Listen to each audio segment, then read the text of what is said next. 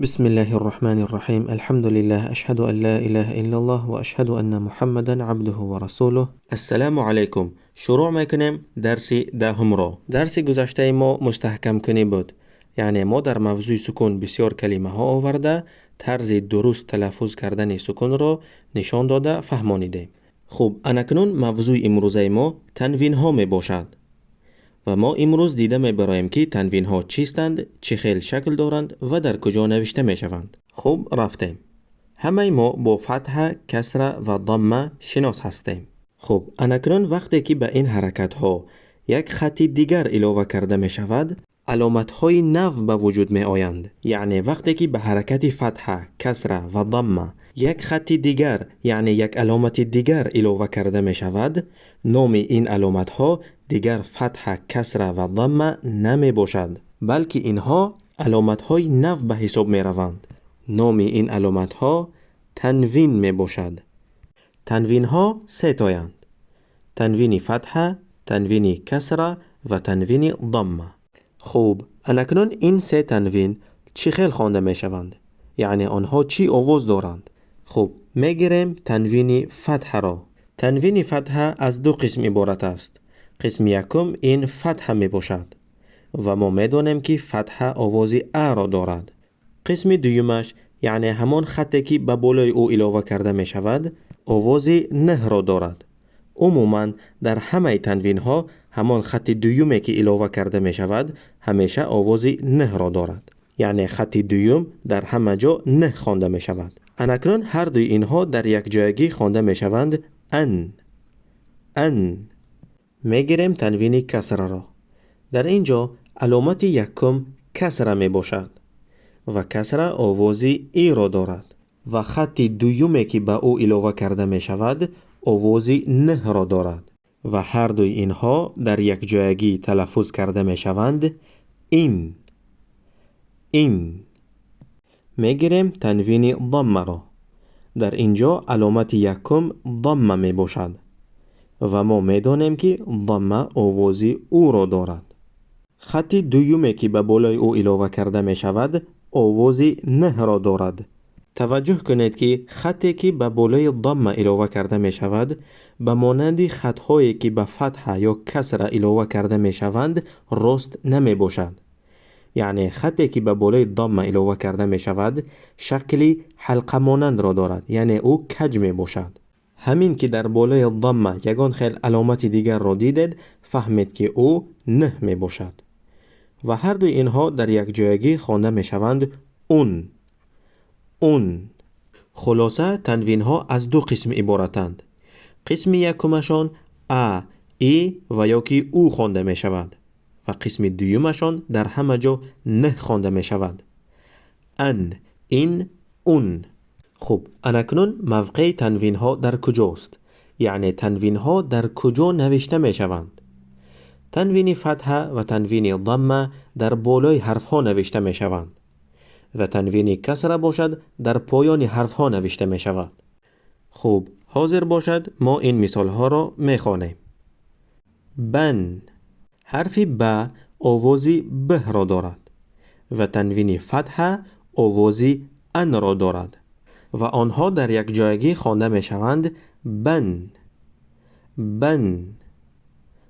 خوب، دیگرش بین، حرف ب آوازی به را دارد و تنوین کسره آوازی این را دارد.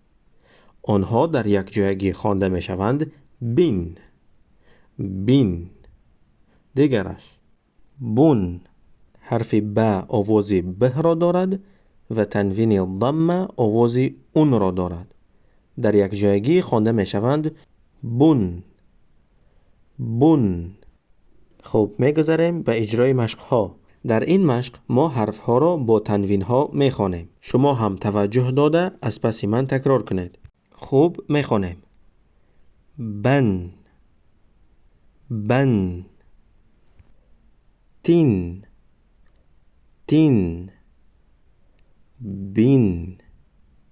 بین، ثن،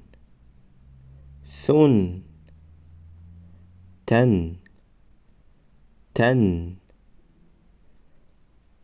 جن جن حین حین ح با گلو ثن ثن دین دین دون دون رون رون زین زین سن سن شون شون صن صن صین صین تکرار کردن را فراموش نکنید. بون بون بین بین بان بان خان خان سون سون طین طین طن طن میگذاریم به قسم دیگرش. ظن ظن ظین ظین طن طن ظن ظن عن عن غین غین فن فن عون عون کوشش کنید که حرف عین را درست تلفظ کنید. یکم ع بعد اون می شود عون عون. بعضی ها اون می گویند اون. کوشش کنید که حرف عین را درست تلفظ کنید. دیگرش فین فین غن غن فون فون قن قن قن قن غن غن کین کین لن لن قین قین کن کن لین لین من من من من لون لون نن نن مین مین نون نون وین وین قسم دیگرش نین نین وون وون هن هن هی عادی. زبان باید در یگان جای دهان نرسد. ها ین ین هین هین یون یون هون هون ون ون وین وین. چی خیلی که دیدید انا همین طور تنوین ها با حرف ها خوانده می شوند. خب نباشد می گذاریم به مشق دوم. در این مشق بعضی از حرف ها با تنوین ها آمده اند و بعضی دیگرشون با فتحه و کسره و ضمه. ما باشد کوشش میکنیم که آنها را درست خوانیم. شما هم تکرار کردن را فراموش نکنید. رفتیم. با تین قو لین من ضا سن طن ظن جو دین زن ذو حین کا قن شو تن طا ما فن ضن صو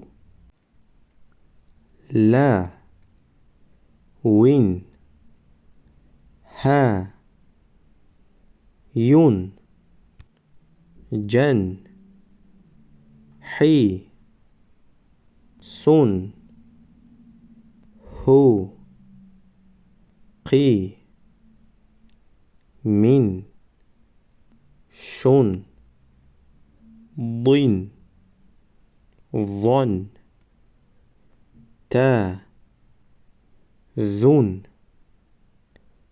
ثی کو نون ری. خوب، اینک ما در دو مشق آخر کمی با تنوین ها مشق کردیم و دیده برآمدیم که آنها چخیل با حرف ها خوانده می شوند.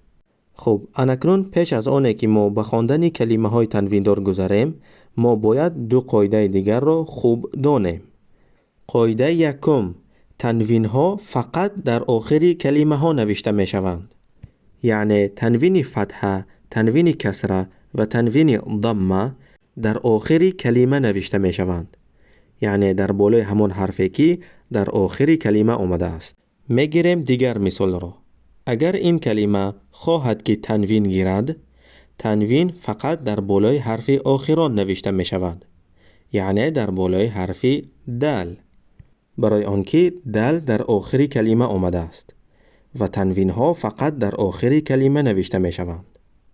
اگر گیریم این کلمه را و خواهیم که تنوین کسره گذاریم، در اینجا تنوین کسره می تواند فقط در پایان حرف آخران نوشته شود. یعنی در پایان حرف میم. می گیریم دیگر مثال را.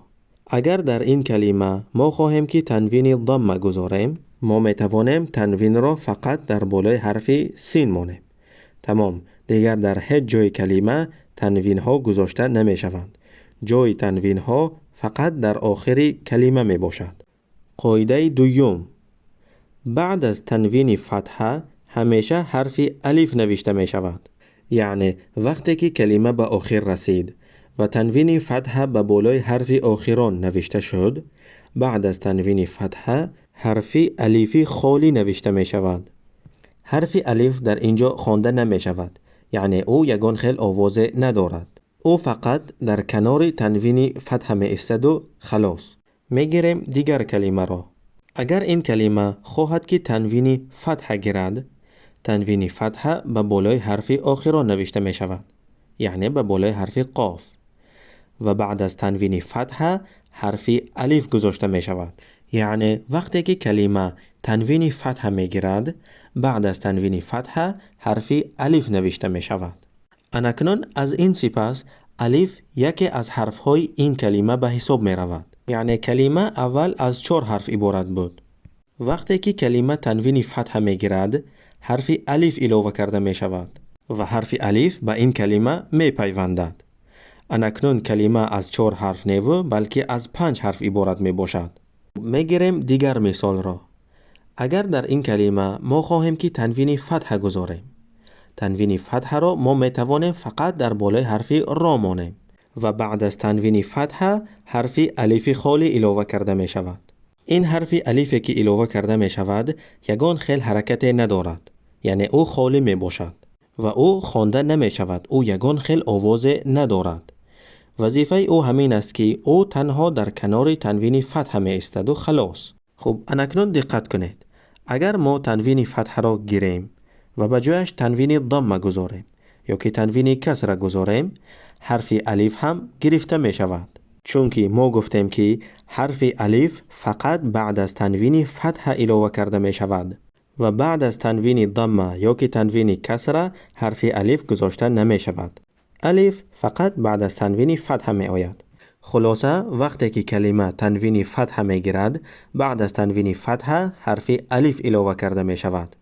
این الف خالی بوده خوانده نمی شود، او تنها در کنار تنوین فتحه می ایستد و خلاص. خب این دو قاعده را که فهمیده باشید می گذاریم به مشق سیوم.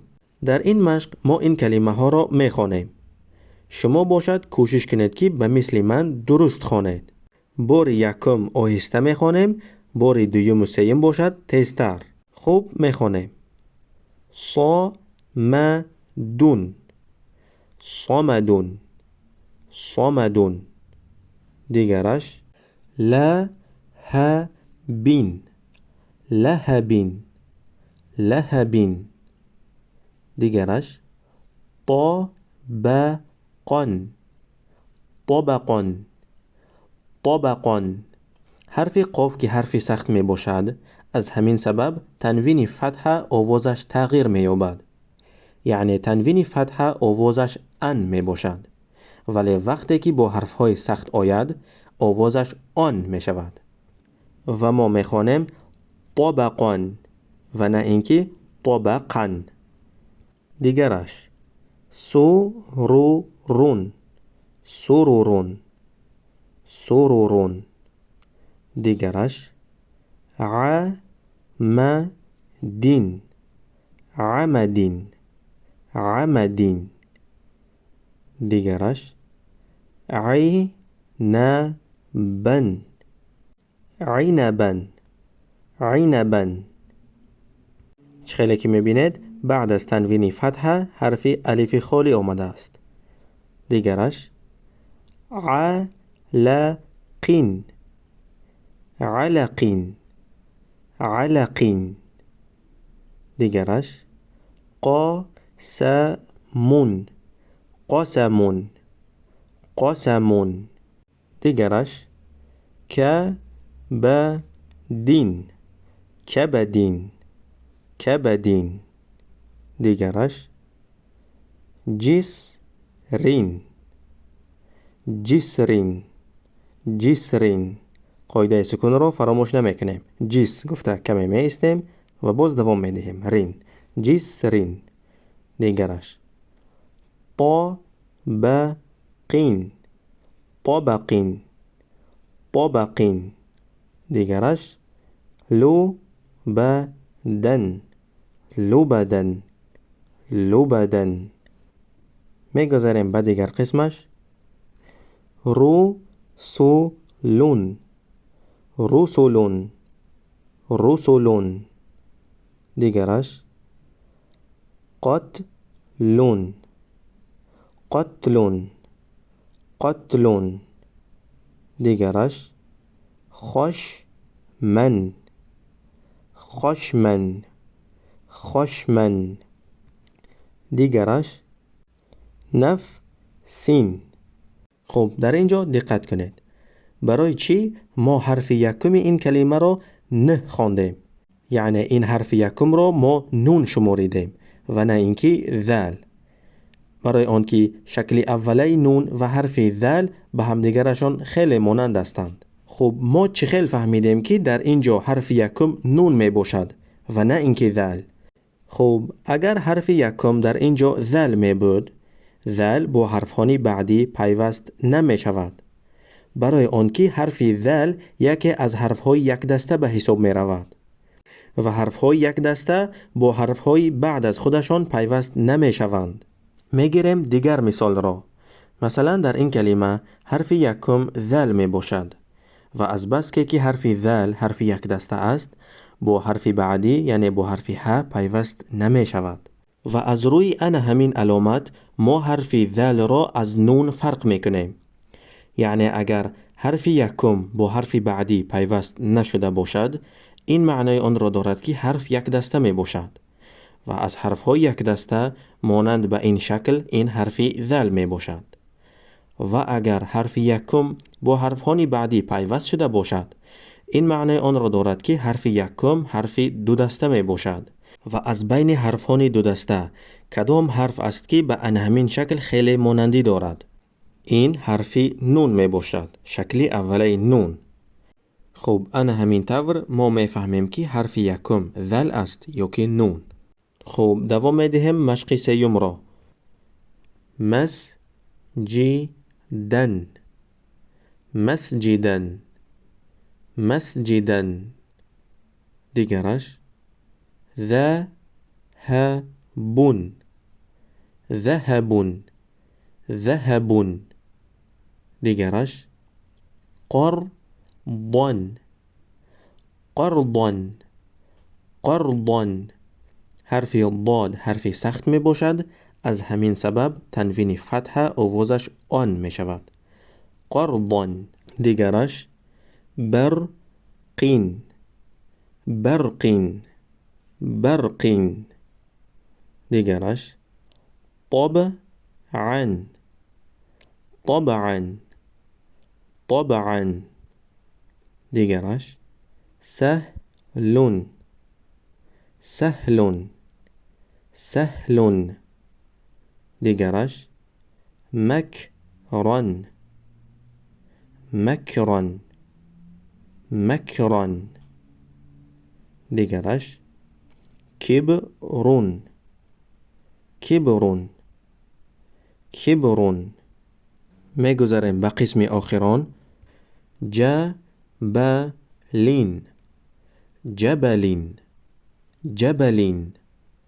دیگرش نهران، نهران، نهران.